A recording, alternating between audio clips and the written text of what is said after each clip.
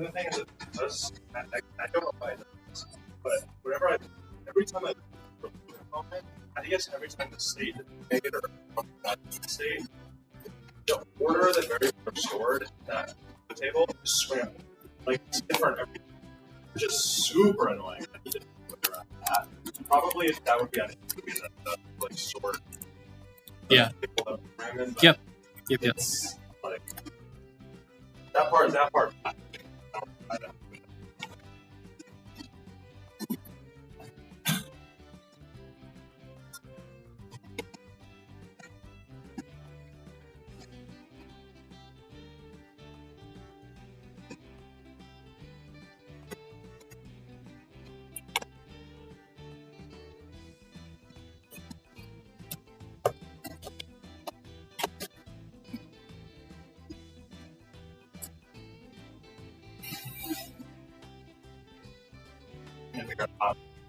I actually don't think it's going to be that bad for this.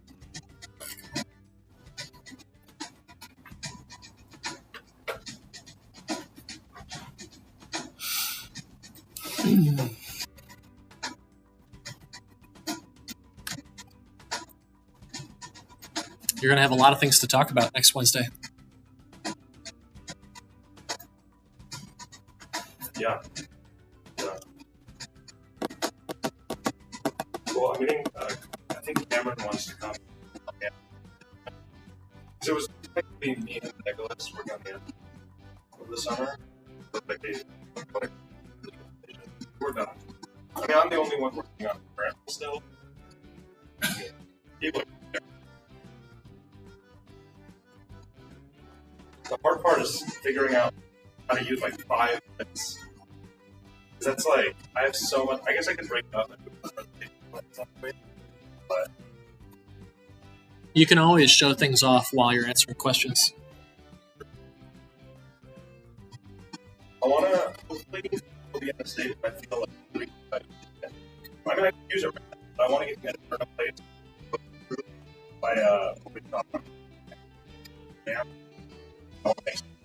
Yeah. Oh yeah.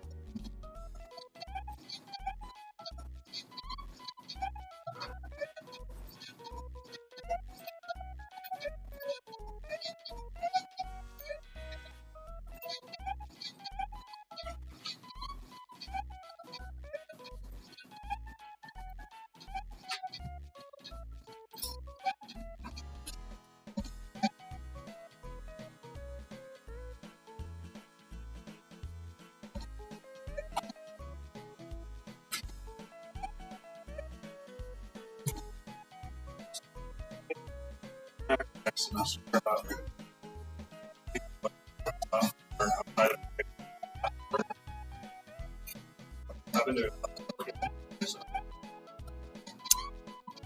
I don't know.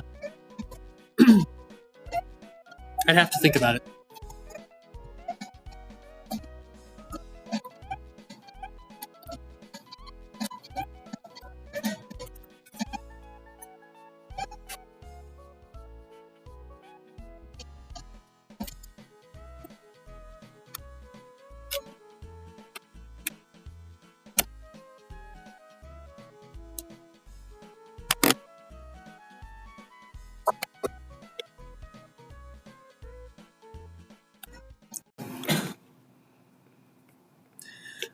Okay, ladies and gentlemen, thank you for being here. It's good to see you.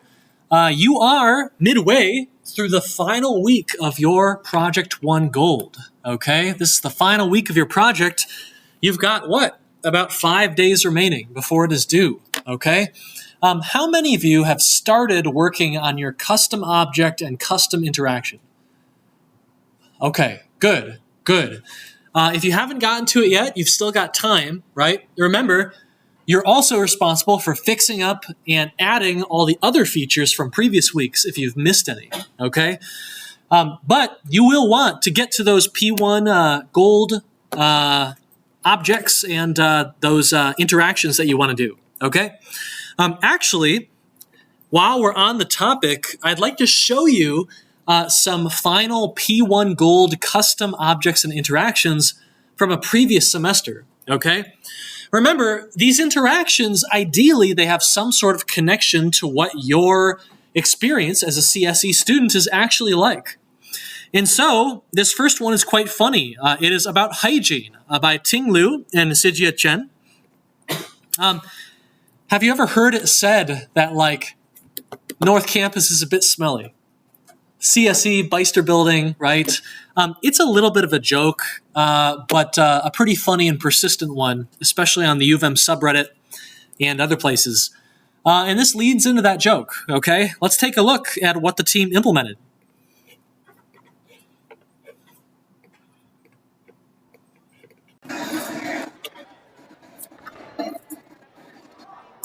So NPC character says you smell. Please go take care of that. We have a shower in the back of the lab. The shower has a collider, so you need to be at the right place, right? They're using the particle system.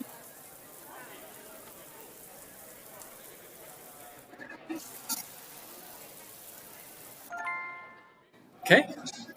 You are now clean, and this changes the dialogue you get from NPC characters. You can even see the little droplets falling off of you.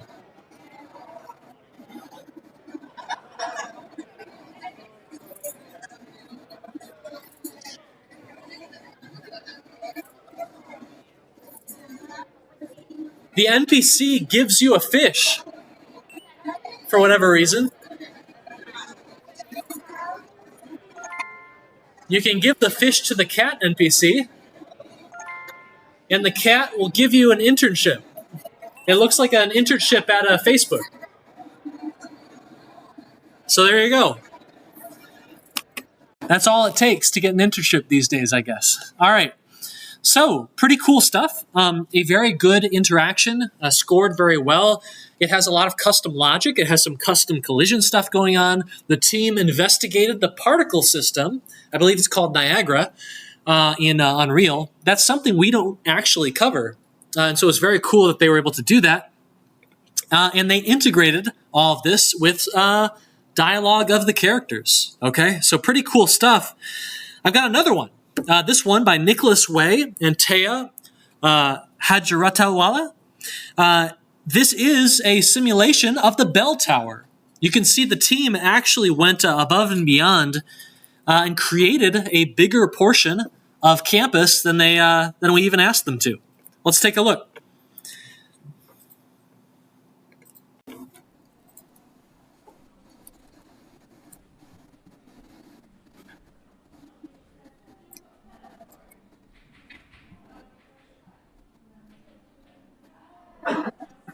Okay, so they are now up in the bell tower. You can see the Beister Building.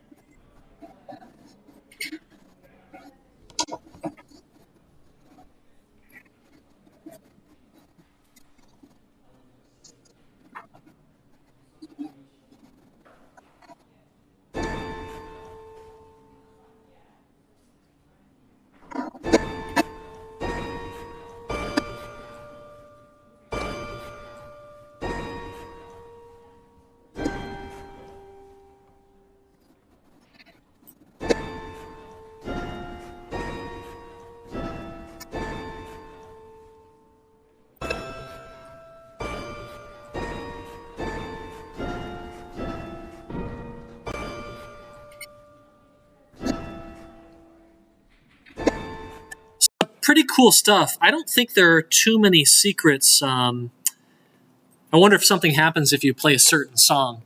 but did a fantastic job, right? So you've got a lot of modeling work going on here to create the campus. Not in a ton of detail, right? But enough to get you immersed, right? Make you feel like you're up in the bell tower. And then each of the bell tower kind of levers feels pretty accurate, right? You get the audio, but you also get to hear some of the chunky, just mechanical sounds of getting the tower to do its thing. So a great attention to detail there.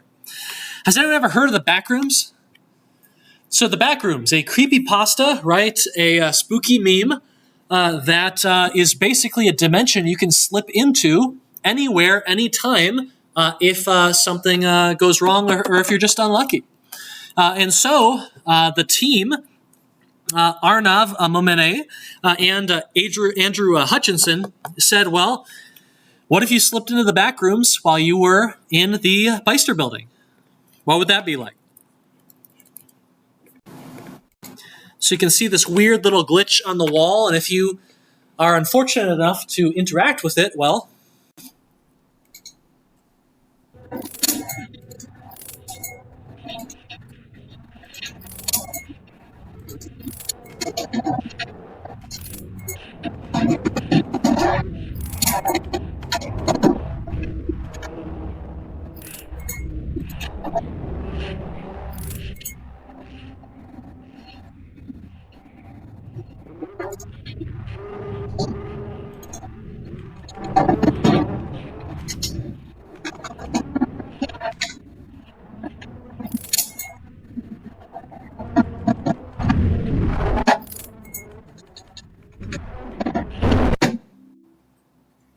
all right, okay. So another very, very cool effort, right? In this one, we're impressed by the idea that you've got AI, right? So you've got a character that will follow you around, that will attack you. You've got some spatial audio going on, so you can kind of get a sense of how close the monster is by how loud its growling is. You've got a basic score system, keeping track of how long you've survived in the backrooms. So a relatively straightforward custom object and interaction, but very cool still, okay? All right, so I'm curious, for those of you who are working on a custom object, and let me say, a reminder, you don't need something that crazy, okay? Right? Your custom object and custom interaction, you can make those a little bit more tame, okay? Remember, the sweet spot was like that beer pong example, okay? A little bit of logic, a little bit of collision work going on, a little bit of new modeling, and you're good, okay? But for those of you who have begun your custom object and interaction, would you mind telling us what you're going for, what your idea is? I'm curious. Who's got their P1 gold going? Okay, what's your idea? I mean, we want to do a thing where you have to like walk around the lab and find kind of instances of whatever item we pick. And if you find all of them, like you probably have to peek your head around some corners, get up on some stuff. And if you find all of it, you get like special study substance. Oh, or something along those lines. A special study substance, yes. Huh? Can't imagine what that is. Yeah, so this is like a scavenger hunt, but you're doing it for a drug dealer? I didn't say drugs. You said drugs. Okay. For posterity. But, all right. Maybe. Okay. All right. Sounds good. What else do we got? Yes? Like a surveillance camera. Okay. And then hopefully getting it to like move in a loop and then see if it intersects with the player character. Okay. Interesting. All right. So it's that feeling that when you're in the Beister building, you feel like you're being watched. Maybe watched by the professor so you don't cheat, or watched by a GSI, or something like that, maybe. Okay. All right. Okay. Anyone else? All right. Well, I'm excited to see these ideas come to fruition. And remember, like, you might have to try a couple different ideas, okay? You might start heading toward one idea only to discover that it's going to be out of scope, it's too much, or it's not going to be interesting to you, okay? So don't be afraid to pivot, but keep in mind you've only got 5 days left, okay? Do the best you can. Okay, I want to show you an XR startup to begin the day. And this is one that is actually fairly close to me. This is a startup called Brand XR. It was founded and it's run by my friend Moody Metten. And this is kind of an interesting company. This is a company that is similar in some ways to, I believe, the previous company we looked at. Remember Obsess AR? They were the company that would build you a VR or AR exhibition or visualization for a company, right? They were the ones doing it and building stuff for like Crocs, American Eagle, stuff like that. This is a company that builds a tool so that you can be the one to build your own XR experience, okay? They build, in some sense, they build their own game engine, but an extremely opinionated and simplified engine, okay? This is Brand XR. Bring your brand to life with augmented reality, okay? This is a company, apparently it's been used by teams at these companies, right? Chevy, NASA, NBA, Bedrock. This is a company that has a tool. Let me see if I can find a video so you can kind of see what the tool is like. There's Moody right there, speaking at TEDx Detroit. Let me see. Let me see if I can find. Maybe I can find one on YouTube. Brand XR Studio. Hello. Okay. Brand XR Studio, no code augmented reality platform. Let's take a look.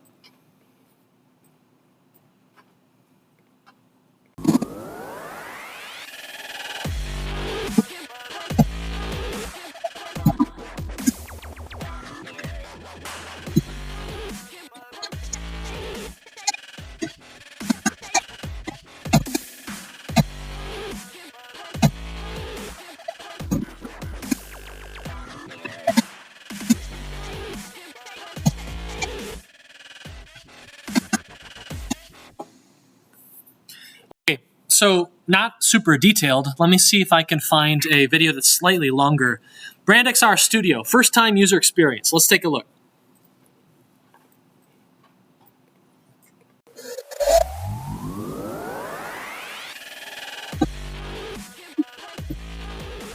Welcome to Brand XR Studio. Let's get started. After creating your first blank project, we recommend first naming your project so you can easily find it later. Then, begin designing your experience by clicking on the bouncing plus button. You can choose a video experience or a 3D model experience. Then, you can choose whether you want your experience to launch after scanning an image or a logo or launch anywhere in the real world.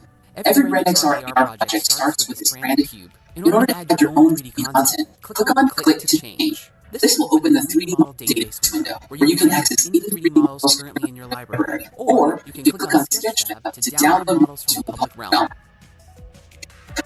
Once you've selected the 3D model you would like, click Save. Brand XR Studio has a proprietary optimization service that will optimize any 3D model you upload for quick deployment to mobile devices.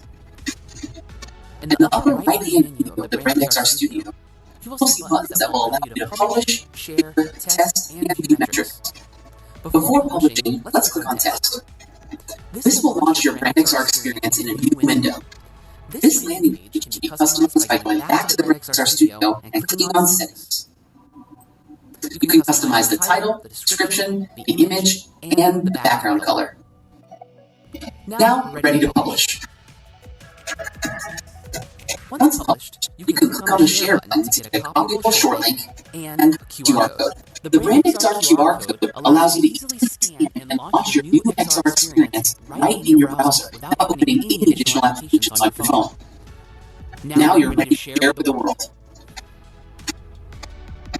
Okay, so as you saw, right, we produced an extremely simple visualization app with only a few clicks and only a couple minutes. No code, all right, and that's actually a really big deal, okay? A reminder, a lot of the companies, a lot of the people who are very interested in XR right now, many of them are not really programmers, right? They're marketers, maybe, okay? They want to experiment with getting their brand into AR or VR visualizations, and they want to do this without having to hire or pay or go through all the paperwork of getting a very expensive development team on board, okay? So basically, Brand XR says we're going to limit what you can do, but in exchange for limiting the possibilities, we're going to be able to quickly, very quickly, get you something, okay? And the Sketchfab integration is pretty cool. You've been using Sketchfab so far for your own projects. This is a company that's been around for quite a while, since I've known Moody. And how much have they raised? Okay, Crunchbase I don't think says, but I would estimate they've raised in the low millions of dollars, so low seven figures. They are founded and headquartered in Orlando, which might make a lot of sense given all the companies and the theme parks down there. But they do have an office in Detroit as well. Okay, so kind of an interesting company. I believe they allow you to use a basic version of their software for free. If you want additional features, if you want to be able to share with more people, then you need to pay up. Okay, it is really cool that the experience they create doesn't need any sort of application to actually experience, okay? So you create a visualization. All it takes is for you to embed that in a QR code, and then people can just right away use it, provided that they have a phone that can is beefy enough to show it, okay? So pretty cool stuff. They've apparently worked with quite a few companies. It's difficult to say whether, oh, okay, all of these actually have some writing. Oh, that's cool. Okay, so they've got some, it looks like some athletes who have used the software. How Brand XR and NBA's Instagram filters amplified fan engagement for the 75th anniversary. Okay, so it is cool that they have all these partners. It's unclear how much money they are making from all of this. But have any of you been to Ricewood? It's a really great barbecue on Packard. They have a mural on the side of their building, and you might not know, but you can scan it with your phone, and if you do, basically it will pop to life and begin animating. So they've done a bunch of little exhibits like that around various cities, and yeah, it's pretty cool stuff. But anyway, novelty, right? So it's often kind of difficult to judge these kinds of companies that produce products that basically empower others to create interesting things. If Brand XR produces software, is that inherently socially impactful? Or do we need to wait to see what people can build? What do people build with that software before we judge it? And if someone takes Brand XR and makes something really, really cool with it, is that something that Brand XR gets credit for, or the company that used that tool? It's a little bit difficult to think about. But anyway, I hold companies like this in pretty high regard. You build tools that then become the foundation for future teams to build really impactful stuff, okay? So a pretty cool company. They seem to be doing a good job. Zero Code XR tools. And yeah, I hope they make a ton of money and start expanding.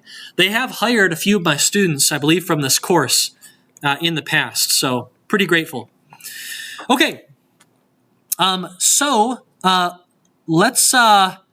I'm not sure if you got a chance to see this, but it was actually a little bit spooky. Has anyone heard of the Lex Friedman podcast? Well, I've never really watched it, but he did one with Mark Zuckerberg, and the way that they interviewed each other is what I really care about. Go ahead and take a look at this. The following is a conversation with Mark Zuckerberg inside the metaverse. Mark and I are hundreds of miles apart from each other in physical space, but it feels like we're in the same room because we appear to each other as photorealistic codec avatars in 3D with spatial audio. This technology is incredible, and I think it's the future of how human beings connect to each other in a deeply meaningful way on the internet.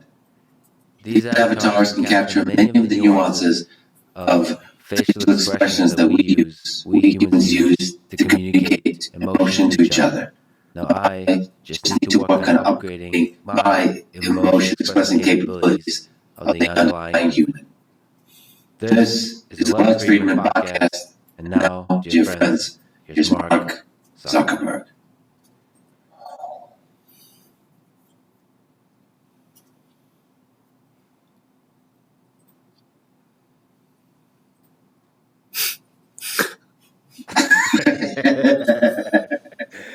This is so great. Lighting change? Light dimmer. And it doesn't feel awkward to be really close to you. No, it does. I actually moved you back a few feet before you got in the headset. You were like right here. I don't know if people can see this, but this is incredible. The realism here is just incredible. Where am I? Where are you, Mark? Where are we? You're in Austin, right? No, I mean this place. We're shrouded by darkness with ultra realistic face, and it just feels like we're in the same room. This is really the most incredible thing I've ever seen. And sorry, being your personal space. I mean, We have done jiu-jitsu before. yeah, no, I was commenting to the team before that even that I feel like we've choked each other from further distances than it feels like we are. I mean, this is just really incredible. I don't know how to describe it with words. Okay, I'm not going to torture you. This feels a little bit uncanny and a bit creepy to me, but it is extremely impressive technology. And if it is a bit uncanny to you, you have to imagine they will get it figured out pretty soon. What's really interesting to me, so you're very used to seeing, VR chat, Horizon, Rec Room, and usually we're represented by like cartoony avatars. We're going to talk a little bit about why that is today, actually. But I really want to know what kind of technology, what kind of computers do we have going on here that are enabling this level of detail to render at probably 60 to 90 hertz, 60 to 90 frames per second. Because you certainly do not see this level of quality in the current kind of VR chat apps that we have today, okay? And it may be quite a while before we approach this on anything close to mobile hardware. Okay, anyway, so it's getting good. Apple, of course, has their take. Hold on. Your persona dynamically reflects your face and hand movements. So when you're chatting, people see your eyes, hands, and true expressions. So it was a little while ago, but if you recall, when the Apple Vision Pro came out, one of the big criticisms was of this technology right here, which tries to figure out what your face is like and recreate you as you talk, as you do different expressions. And it just didn't quite work. Does anyone remember what this feature is called? Is this like Real You or something? What is it called?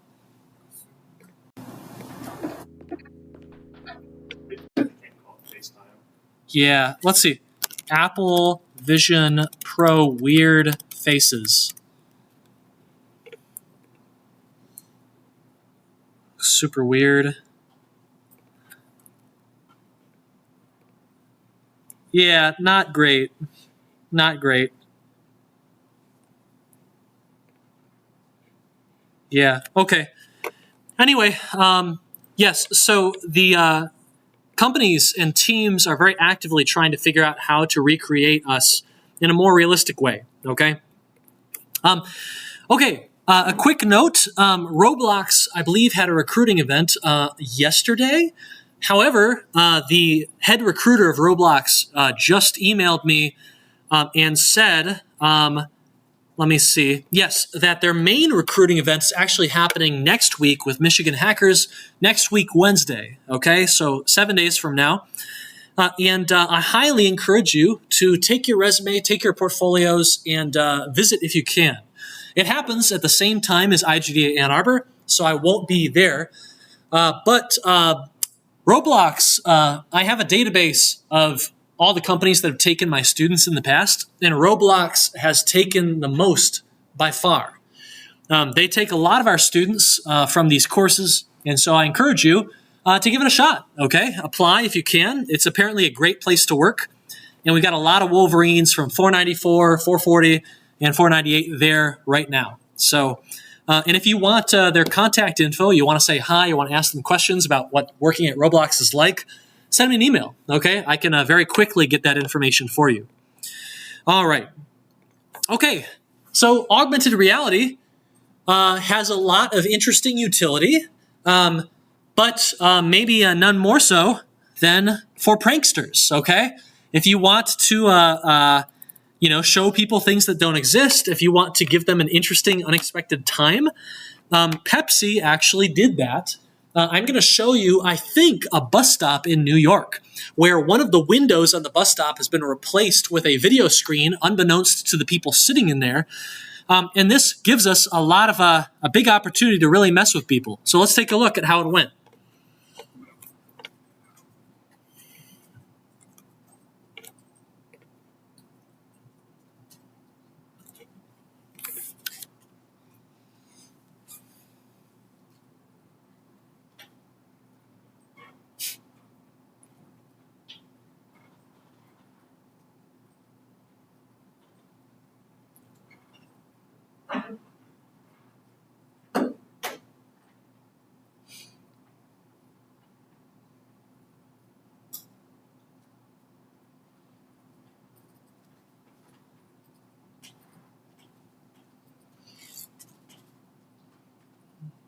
Tiger coming, guy stands up.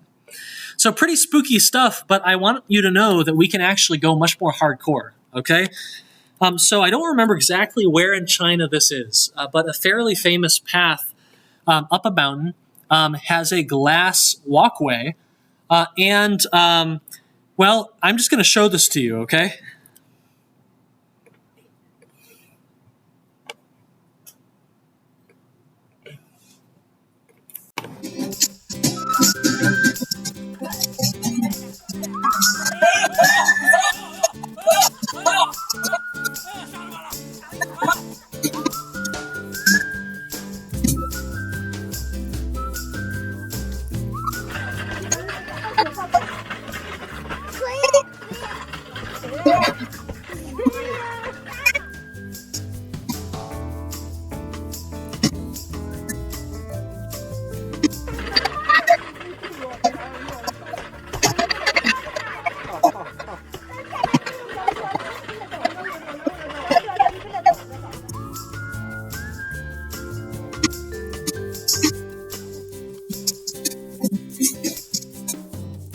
Okay, so does anyone know where this is?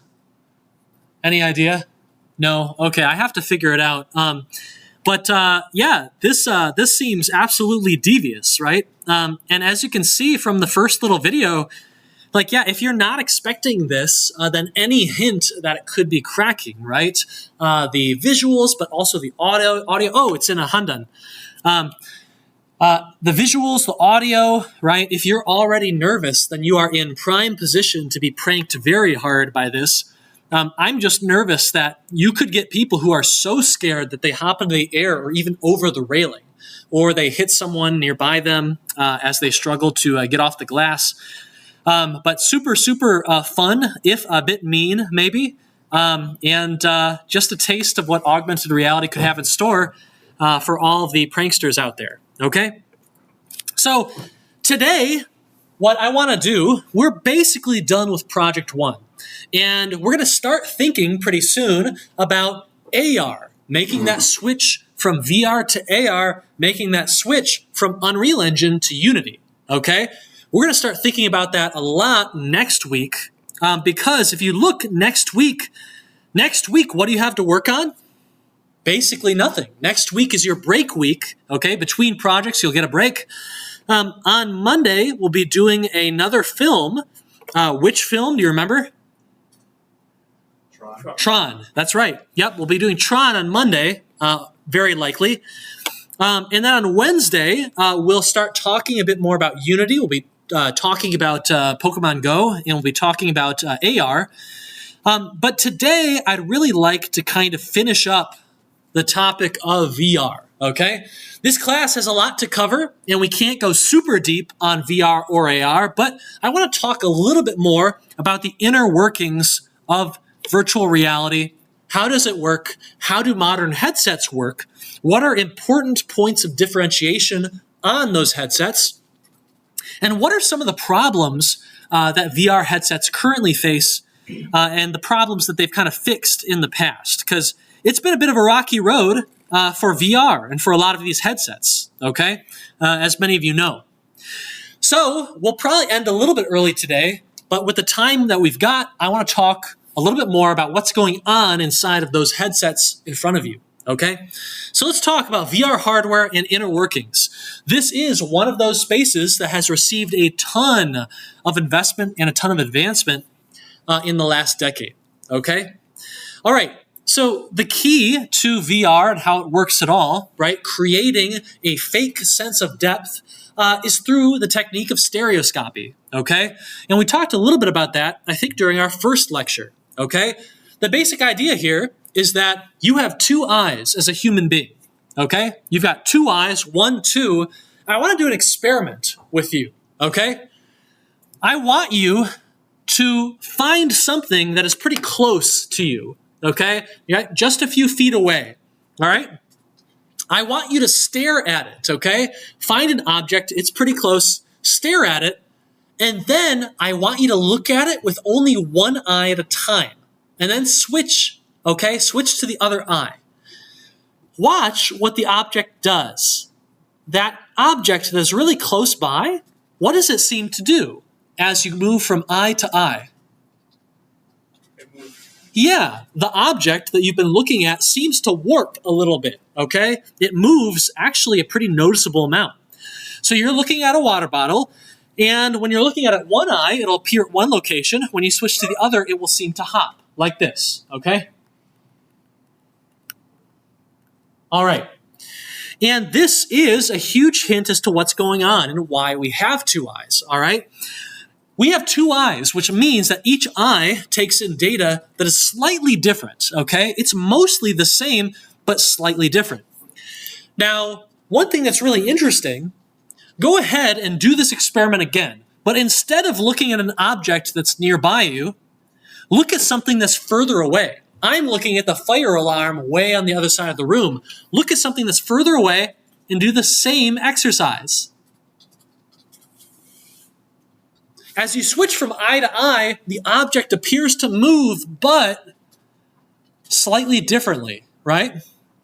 It doesn't move as far, okay? Objects that are really close to you appear to move quite a bit. The image that your two eyes see are very different when you're viewing things that are close up and very similar when you're looking at things that are far away, okay? This allows your brain to basically look at those two images coming in, and this provides your ability to judge depth, okay? Close objects will appear very different in both of your eyes. Far objects, the image coming in will be mostly similar, okay, with just tiny difference, okay?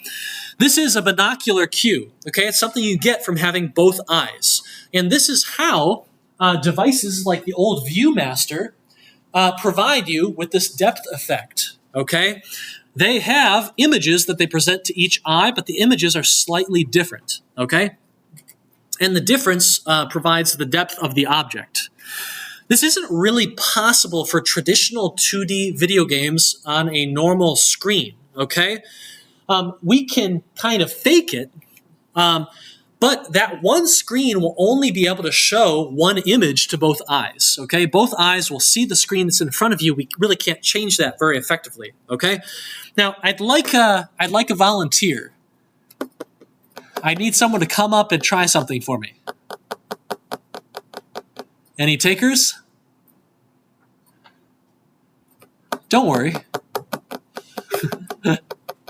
All my 494 students are like, do not volunteer. Do not volunteer for this guy. Okay, Jacob, come on up. All right.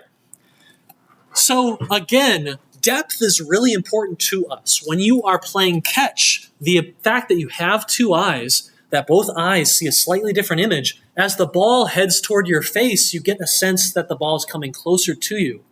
Okay? If you don't have that, you have to rely on other techniques to judge how deep something is. Okay? This can become a problem in certain types of games. For instance, a platformer. All right? So go ahead, and I want you to roll around, press space to jump, and just try and jump the platforms. Okay? The arrow keys? Yep, arrow keys and Space. spacebar. Okay? So I want you to ask yourself right now, both of your eyes are seeing the same image, so you can't use stereoscopy to judge depth the way you would in real life or in VR. But how are you still able to judge depth? How do you know where the ball will fall? The drop shadow. The shadow, right? The shadow shows you where you are on the z-axis, how deep into the world you are, right? So this is a pretty hard game. I thought you were just going to have me take my glasses off or something, to be honest. No. But so this is pretty hard, but I want you to take another shot. Are you ready? Try it again. Now.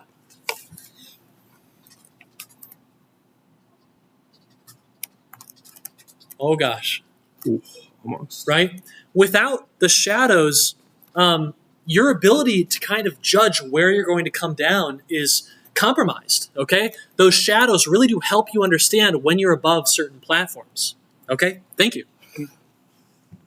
Okay. So what we've got there, what that shadow is a monocular cue, okay? Even if you don't have two images coming in via two eyes, you still have some things that can help your brain guess how far away something is, okay? Shadows, right, underneath an object. Blurriness in the horizon. What happens if you look far away? If you look, maybe you're on top of a hill or a mountain, do you notice anything about the color of a faraway object? Anyone? Let me show you something that might help a little bit here.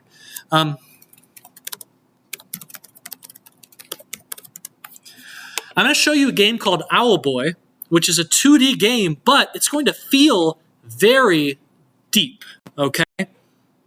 Let's see here. Let's find some gameplay. Okay. Maybe... Okay. So how can you tell that objects are in the distance or not? How can you tell that this is far away compared to this or this or this?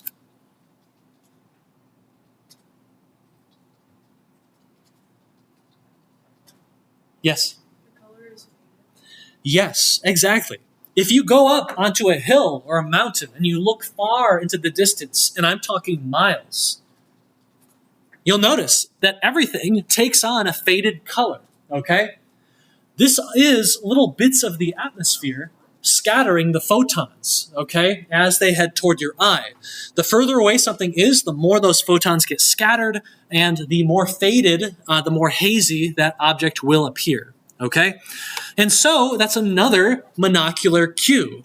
You don't need two eyes to be able to judge the depth here because of the color, but also because of how it moves, okay? Here's another good example, parallax, right? When we descend downward, this object in the distance does not move as much as objects that are nearby, okay? As a result, you can tell that this object is far away. Have any of you ever been driving and you've looked out the window? You've looked out the window and you see that things very close to you, the road, mailboxes, nearby houses are going by super fast. But buildings in the distance are going by much slower, right? Mountains are going by very slowly. In fact, they don't even appear to be moving. The stars in the sky do not appear to be moving at all, right? So that's an example of parallax, another monocular cue that can help you understand depth, okay? This is basically why we're able to have effective video games, even though it's just a singular image, and we're not in VR, okay? So shadows on the horizon, parallax, blurriness, okay? all that stuff really matters. If you look at this image right here of the ball, right, when the shadow is here, it's pretty easy to tell that this ball is closer to our camera than this cube is. But when I get rid of this shadow, that's much harder to say. Is this a big ball that is sitting on the ground right next to this cube, or is this ball in the air right next to the camera? Your brain can't really tell until you move around a bit and get some more information, all right? I'm not sure what Google's doing here. The doc has changed a lot? No, it hasn't. Let's see here. Try and reload. Come on.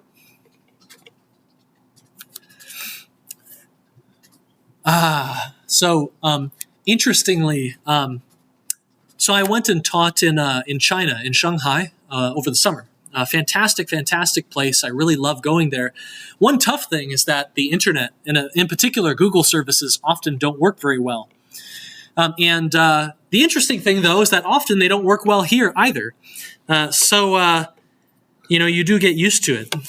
Here's a good example. A game, a very well-known game. This is a game called Dark Souls, and it is a game in which the sense of exploration, right, of mystery, of excitement, is a huge part of the journey. And a big way of accentuating that aspect of the game is when you look into the distance, the deep distance, you get the sense that this object, this structure is far away, right? You can't see much detail. There is a strong depth of field blur applied to distant objects here so that you can see something is there. But if you want to know exactly what's there, you need to go and explore and get to it, okay? And so, right, monocular cues may get the job done, but if we really want to immerse people, if we want to recreate their sense of reality IRL, we need something more, okay? Our problem is, how do we add binocular cues to 2D media? How can we show people a different image into different eyes to recreate that real-life effect? And the solution here is basically we're going to have very tiny monitors, right? We're going to present each eye with a very similar but different image, okay? In 1939, we had the Viewmaster, a way of accomplishing this. In 1995, we had the Virtual Boy. Does anyone remember this? Did you know that Nintendo once produced a virtual reality headset? And if you say, well, I've never heard of that before, there's a reason why, okay? This was a complete disaster. Perhaps the worst and least successful console launch in Nintendo's history. You can see a 3D model of it here. This is basically a headset that was put on a stand. This is not the kind of headset that you see today where you strap it to your face and you have 3 to 6 degrees of freedom. This was a 0 degree of freedom headset, okay? The headset didn't move at all. You just kind of put your face up to it, looked in, and you would see an image, okay? You would see a slightly different image in each eye, but I've got bad news for you.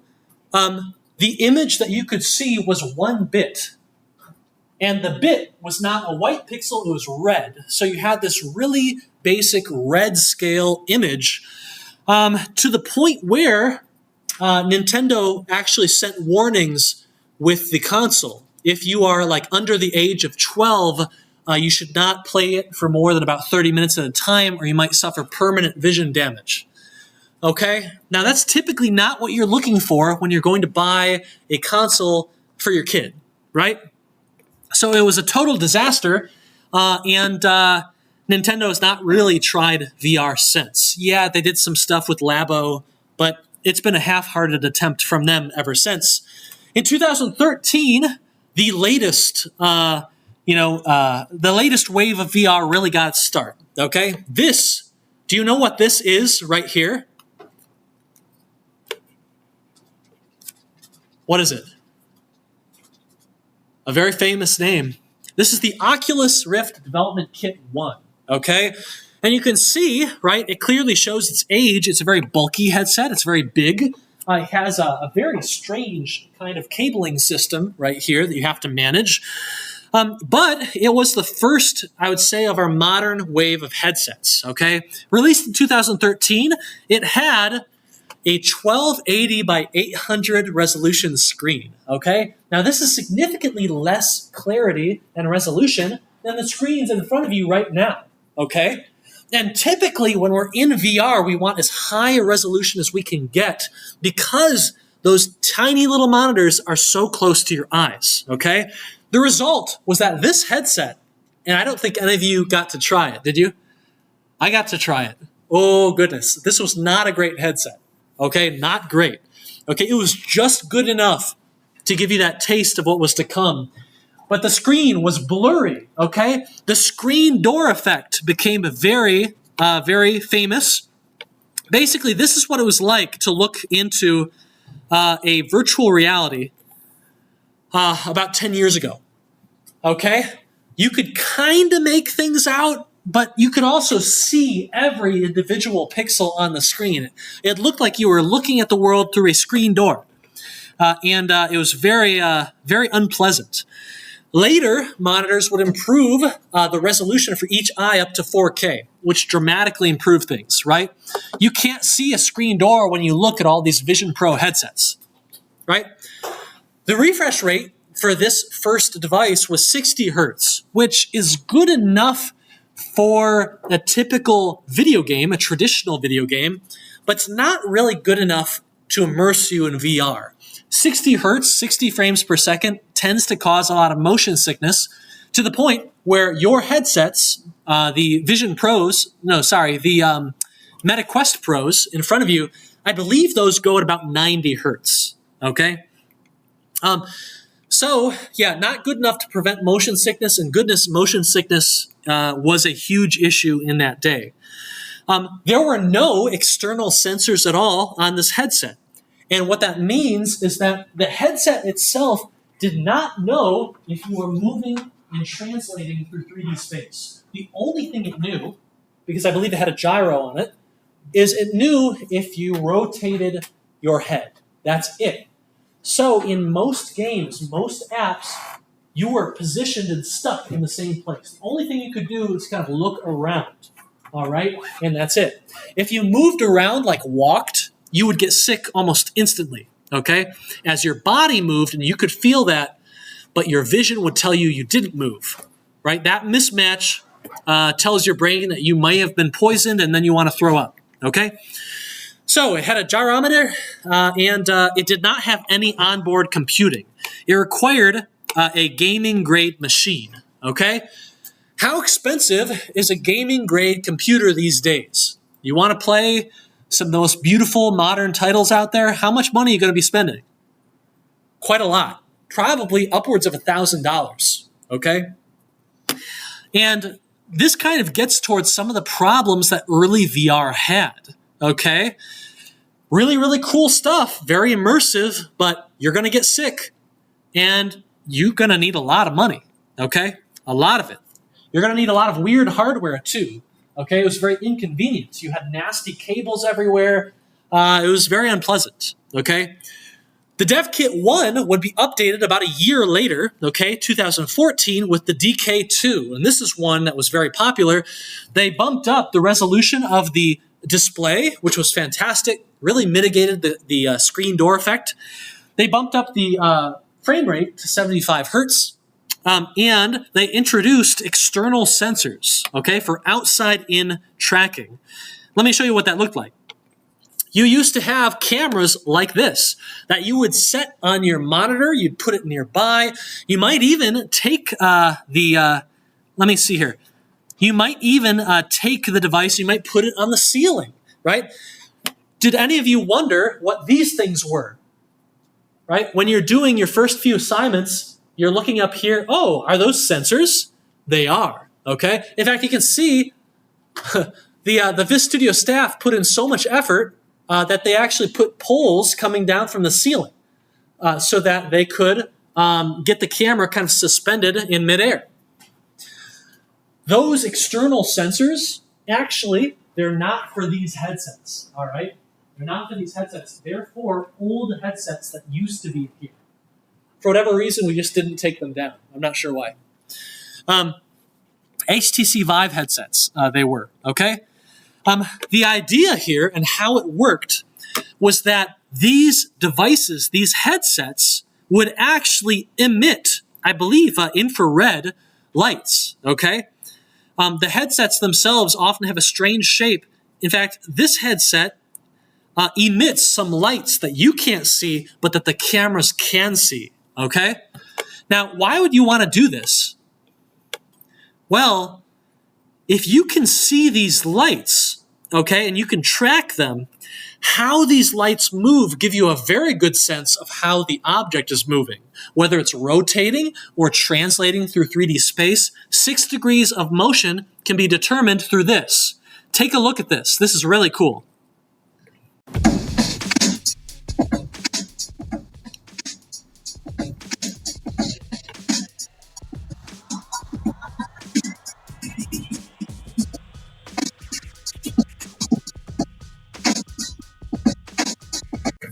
Right? And you can understand these lights, these sensors do enable you with some computer vision to basically say, right, on the last frame, these lights were slightly bigger, now it's slightly smaller. The headset has moved away from us, has gone deeper into the scene, okay? So that is basically how it did the 6 degrees of freedom tracking, all right? Infrared LEDs and a camera that can see them. This provides 6 degrees of freedom, a massive improvement, extremely impressive stuff. But it still required an expensive gaming machine, okay? Very unfortunate. So VR had a very big problem, okay? No one was buying VR headsets, all right? That is a huge problem, okay? And it was especially acute a decade or so ago. But when you hear about how those headsets were in the old days, it's really not a surprise that people weren't buying them, okay? One problem is that they were too expensive. Headsets were very new technology, and at cheapest, they usually cost about $500 to $600, okay? But you also needed all those external sensors, okay? And those sensors were very expensive. This is for the HTC Vive. You break one of these or lose one, right? You're gonna need to pay $150. All right, $140. So that's not good. In addition, you needed to have a gaming grade PC in order to actually get the most out of these headsets. And these can be extremely expensive, okay? Upwards of several $1,000s. And so you were paying a ton of money, but you were also paying a ton of money for something that really was not polished at all. Being in VR in the old days was very annoying, okay? You had to set up those expensive sensors that you wanted to use. And I remember in my house, right, having to go purchase some 2x4s at Home Depot so that I could lean them up against my wall so I could mount them on top, lean them down, right? It was brutal. It was really not fun at all. You had cables everywhere. You were getting wrapped in the cables. Very annoying, okay? Let me see if I can show you an example here, right? This is my friend Craig with his VR setup, right? He told me that setting all of this up, getting the sensors displayed over the area, right, took about 4 hours to set all this up and pack it up. For this company, they were actually forced to pack up every weekend and move out and then move back in for the work week. And so they had to do this awful process, 4-hour process, basically twice per week. Not so great, okay? Here's what my setup looked like, okay? So I had to go, this is actually when we tried a second time, went into the basement. This is where I designed a lot of this course, by the way, in my basement. And with these headsets mounted to these little 2x4s that we strung from the ceiling. Very annoying, okay? And expensive in terms of money and time. You had a lot of cable management. Okay, most of these headsets are wired. And so you're jumping around doing athletic things and you find yourself getting wrapped up in a cable and now you can't move. Not safe, okay? Not great, right? And yeah, you can see this cable is just hanging over this poor guy's shoulder, his arm. Gets in the way, it's a tripping hazard, not safe. It's also tied to the location of your PC, okay? If you have an expensive PC in your house, there's a very good chance you're going to use it for development or use it to do your work, okay?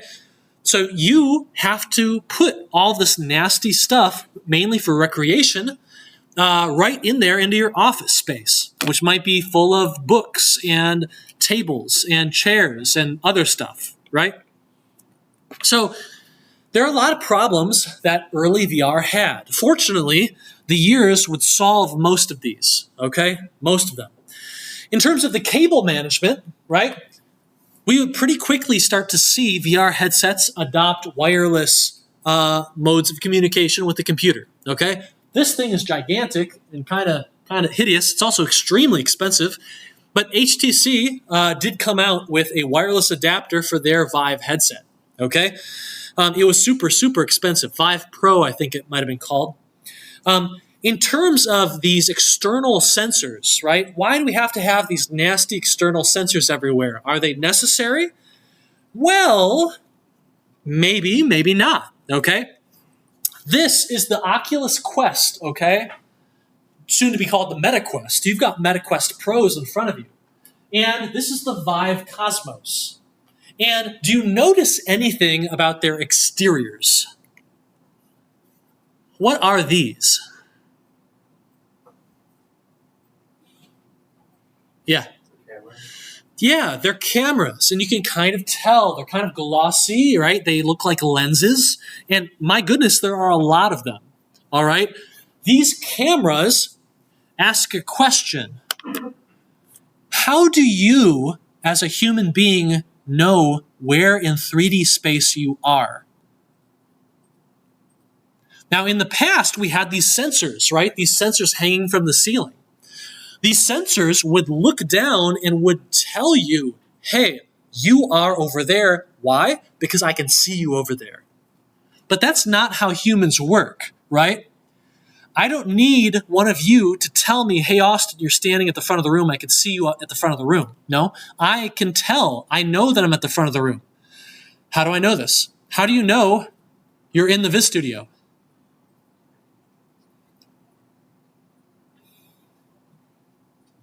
What do you got? Yeah, you see, you look, right? Your computer vision can tell that, oh, there's a wall over here, okay? Oh, I'm in the Viz Studio. This place looks familiar to me, okay? As I move forward and backward, my vision of the surrounding area slightly changes, right? Things on my peripheral vision move fast. Things down my normal line of sight don't move at all right? So here's the idea. It should be possible to use cameras on the headset to know how the headset is moving through 3D space, okay? And this is inside-out tracking. It's one of the biggest improvements that VR technology has seen in its entire history, okay? Because if we can determine how we are moving and rotating, okay, 6 degrees of freedom by just looking outward, then what don't we need anymore? Exactly. We no longer need these awful external sensors. Okay, hey, they're cool technology. They're very impressive, but they're nasty, and I never want to use them again. Okay? You simply don't need that anymore. So we have recreated how humans do their positional tracking. Okay? The basic idea behind how it works from a computer vision perspective is that, and I think the computer vision course would probably teach you much more detail about all of this, but basically, these algorithms will take reference points of a certain image, okay? They'll do a little bit of edge detection. They'll try and figure out where points of interest are. Now, as the image changes, because it will, as you rotate the headset, the image slightly changes, the reference points slightly move, right? Or they get bigger or they get smaller. That helps you understand how you yourself are moving through 3D space. Now, these reference points might disappear, they might flicker, okay, they might change a bit, but on average, as you take all of these, you're able to get kind of a stable sense of how you're moving through 3D space, okay? So, we got quite a few of these problems solved now, all right? Let's look at that gaming PC requirement, okay? We're tied to our expensive PC. I can't afford a PC, okay? Those things are expensive. Well, one really cool thing is that these devices don't actually have a connection to any sort of computer at all, okay? Well, this one does, the Cosmos. But you also probably know that the Cosmos didn't exactly take off, did it? Okay, how many of you had never heard of the Cosmos? Okay, exactly. Now, I think it's a shame because I think that looks like a super cool headset, right? You got that kind of wireframe look. That looks awesome. But one of the reasons Cosmos maybe didn't catch on is because even though it was inside-out tracking, you still needed a link to an expensive gaming-grade computer to do your VR software. But look over here. Does the Quest need that? The answer is no, okay? The answer is no. When you look inside of the Quest, you'll find something that other headsets don't have. You'll find a chip with a GPU on it, okay? In particular, you'll find a Snapdragon 835, I believe, on this on the original Oculus Quest, okay? Now, what do you know about the Snapdragon 835? Well, this is actually my previous phone that I purchased in like 2018 or so, okay? And this phone has a superior chip in it than this VR headset does. If you have a smartphone in your pocket right now, I've got an iPhone 14. The chip in this iPhone 14 blows away the chip on the original Quest, okay? Absolutely annihilates it, all right? What does that tell you about the power of these chips? What does that tell you about the kind of experiences you can have on these Quest headsets? How many AAA realistic style games have you played on your phone lately? Not so many, okay? In fact, most of the applications these days you'll play on your phone are going to have very cartoony, simple art styles. Low poly, it looks fantastic, but I believe, not really a fair fight here. But you can expect not a whole lot of horsepower, not a whole lot of graphical power from these kind of mobile, disconnected headsets, all right? I don't remember the exact comparison to the Nintendo Switch, but I believe they were kind of similar in their performance. People don't really believe it, but the Nintendo Switch is basically using a very old mobile kind of mid-grade chipset, okay? It powers beautiful games like Breath of the Wild, but many of those games are really being carried by their art style and not so much their technical capability. So if you think about something, a comparison, like comparing a Quest headset to the Nintendo Switch, you should know that this is not a fair fight at all, okay? If you consider what VR has to accomplish, VR must run at about 90 hertz, right? 90 frames per second. VR software has far less time to finish drawing and computing the current frame than a typical 2D video game, okay? Right? So Breath of the Wild runs at 30 frames per second and kind of struggles to keep that. And so Breath of the Wild actually has 3 times as much time per frame to finish the frame and then present it. Okay? So not fair at all. Another crazy thing is that not only do VR titles have to be 3 times as fast as a typical traditional video game, they also have to render the scene twice. Okay? Why? Why do they have to render the scene twice? Yes, 2 eyes. If you want that stereoscopy, right, the stereoscopic effect, you have to render the scene from one eye, and then you have to move it over slightly to render it from the other eye, okay? There are some things that can be optimized and shared between the 2 rendering passes, I think, but you still have to do a lot of work, okay? Another thing, that Nintendo Switch, at least when it's put into the dock, has access to unlimited power, okay?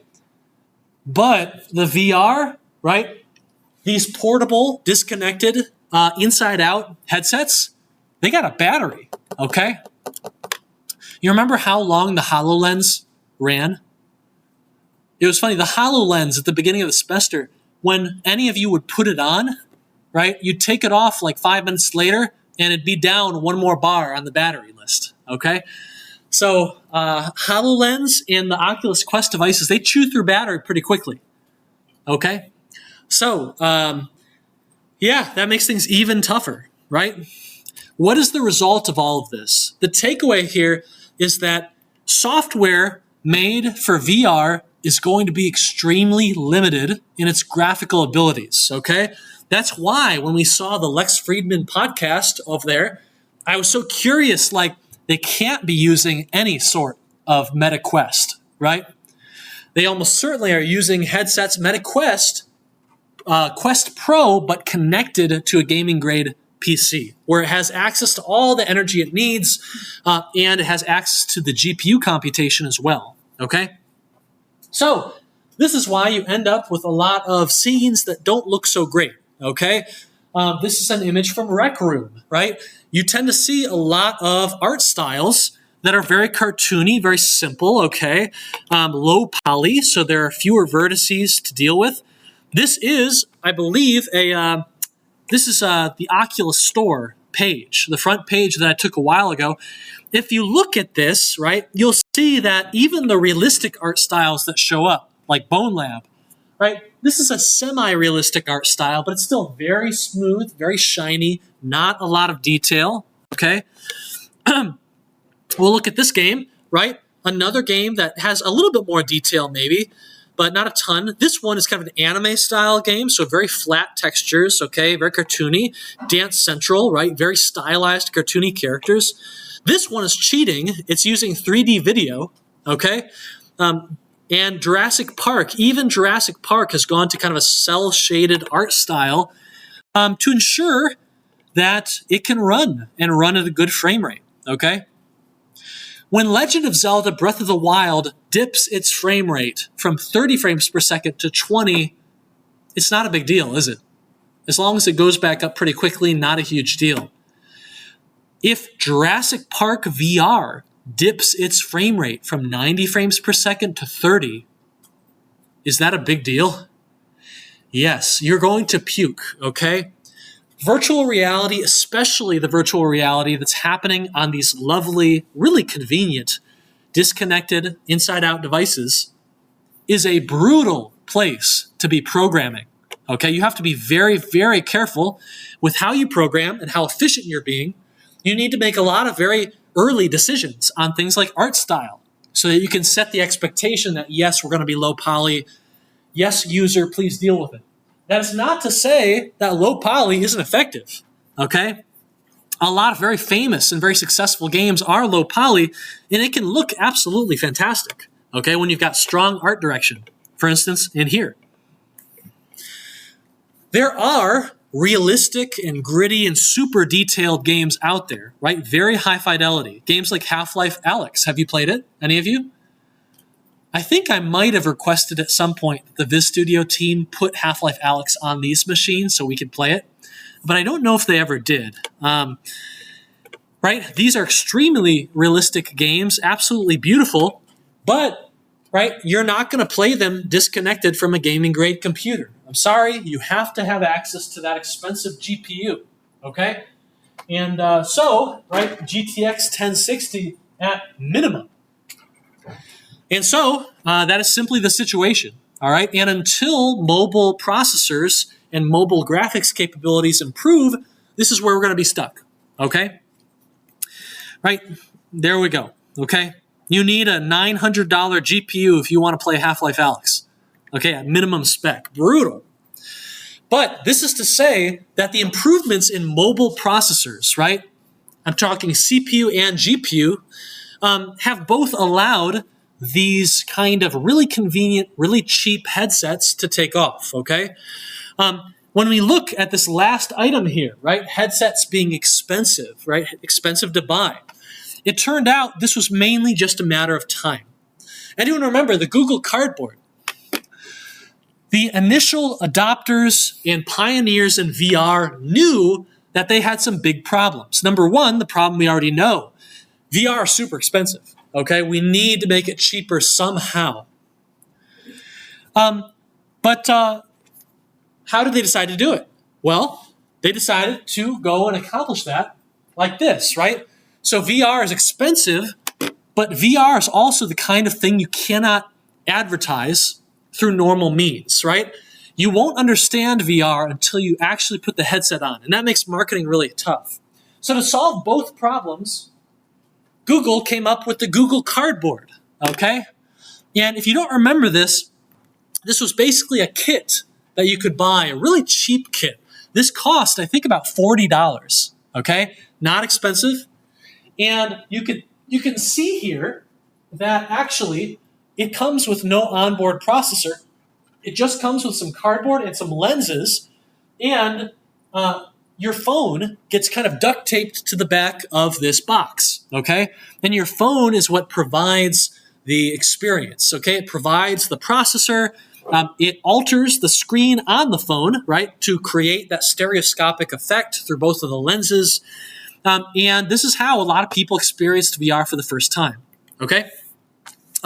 Google would go and make this more formal, right, a little bit more expensive, a little bit more polished, with the Google Daydream, which would come a little bit later. I had a student who worked on this, Gloria Park, I believe. Super cool device, did a good job. And over time, these headsets, especially the Oculus Quest 2, would dramatically lower in price, okay?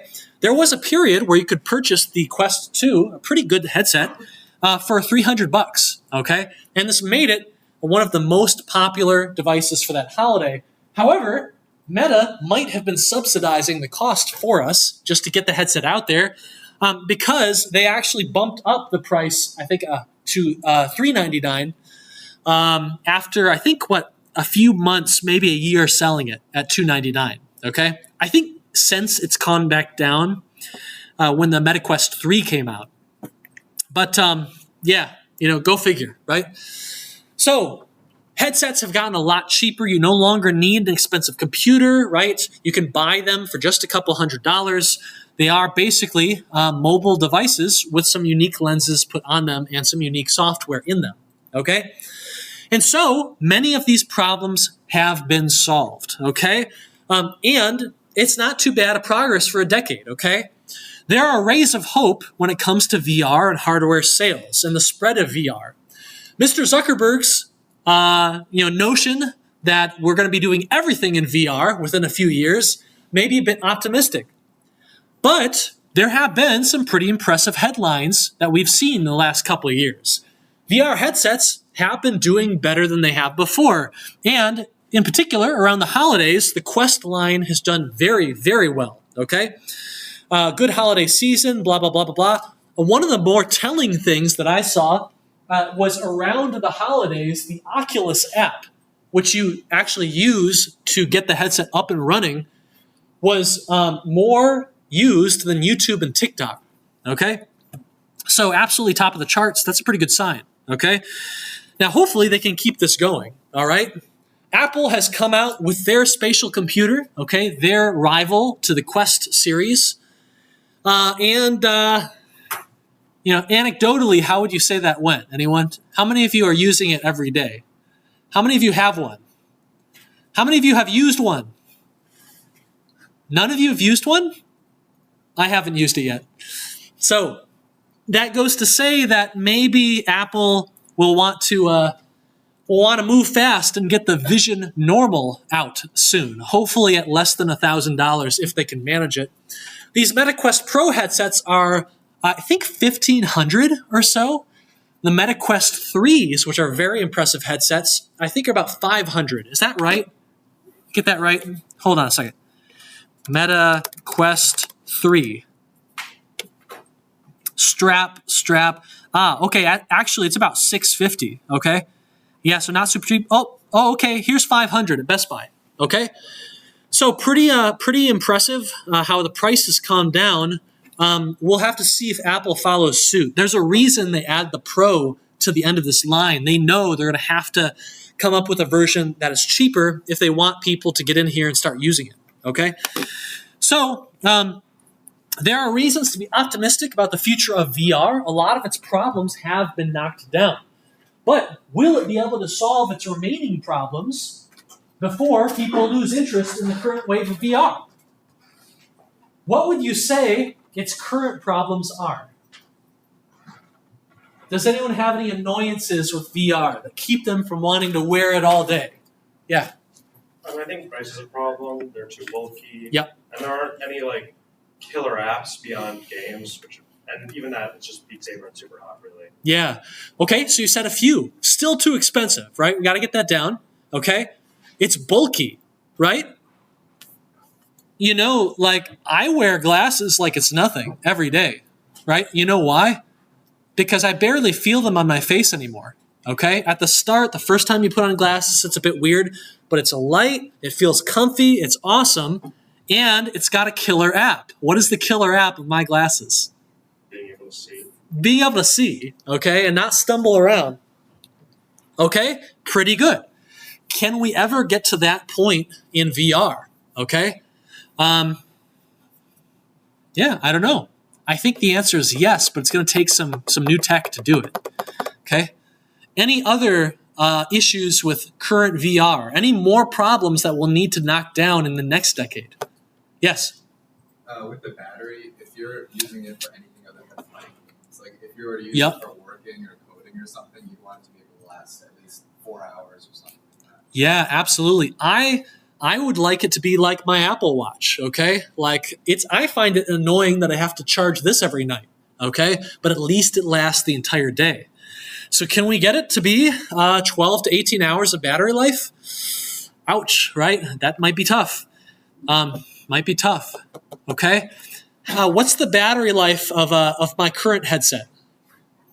Anyone? Yeah, this thing lasts a long time until I break it, basically.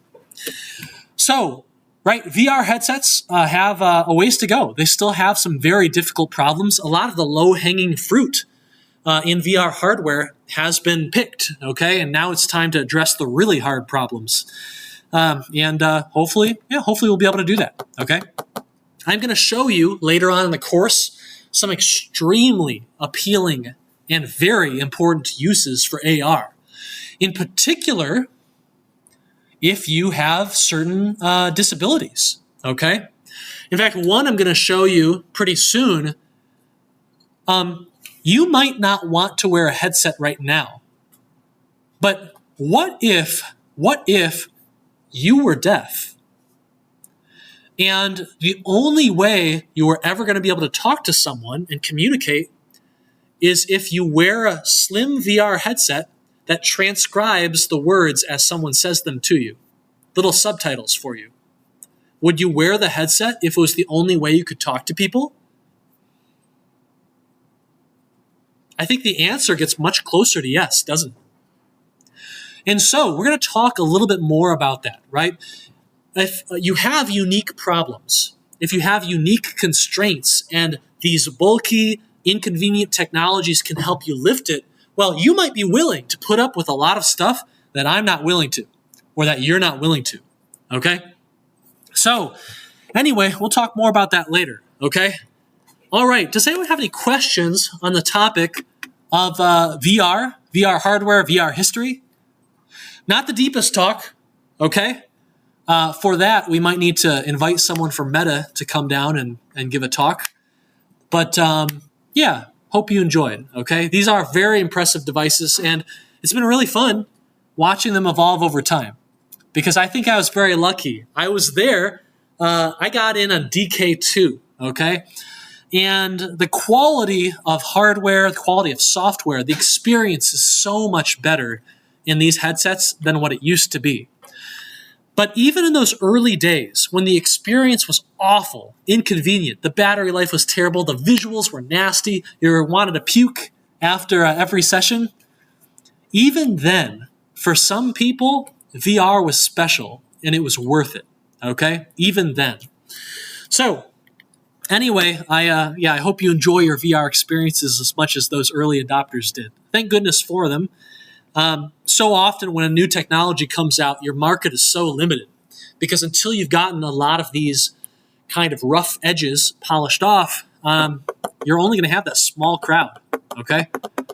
But Craig Albert, right, the guy I showed you, go back, we had the photo of him and his startup, Dreamgate. Where were they? No, did I skip them? Dreamgate VR. Yeah, I think maybe I'm just not finding them. Craig Albert was one of those early adopters. He was so into it. He absolutely loved it, right? I was kind of distracted by all the problems in the DK1 and DK2. Yeah, I'm not sure where the image went. But he actually would drive around town, any sort of meetup happening, any sort of club that was in technology. He would drive around. He would put in all the effort to set up the headsets, get the posts going up, get the external sensors going, just so we could experiment with and try out this new technology. So thank goodness for those early adopters like him. Otherwise, new cool technologies like this would never have a chance. Okay, all right. Everyone, I think that's pretty much all I want to say to you today. We are finishing up your P1 Gold, okay? If you've got any of those tough tasks that you want some help on or want some advice on, I'm going to be walking around for the next hour or so, actually hour and a half. We got office hours, okay? So please, I'll throw some music on. The last thing I think I'll tell you is that the XR Midwest event, it's a big hackathon. It's coming up in early October, so October 11th to 13th. This is going to be during your P2 milestone, which is not a super hard assignment, so you'd have some time to do this. It's coming up, and you have a lot of knowledge, okay? You have a very rare set of skills that you could use to win an event like this, okay? If you place in an event like this, you're going to get money, you're going to get prizes, you're going to get devices, okay? They're giving away Quest 3s. And you will also get something very powerful that you can put on your resume, on your portfolio, okay? You won a gigantic XR hackathon. Hey, that is something you can talk to the recruiter about, okay? So please consider attending something like this. It's being put on by the Alternate Reality Initiative. And yeah, they always do a fantastic job. Super, super cool stuff. So I encourage you to check it out, all right? Just Google XR Midwest, and you should find it, or XR Midwest UMich, okay? That's all I got for you. I hope you have a fantastic week, and we'll see you back on Monday to conclude this P1 project, and also to watch a film, okay? We'll watch Tron, and you'll get to experience what people thought VR was going to be in the 70s, okay? All right, I'll throw some music on. We'll walk around. I'll see you later. Take care. All right, bye-bye, everyone. See you later.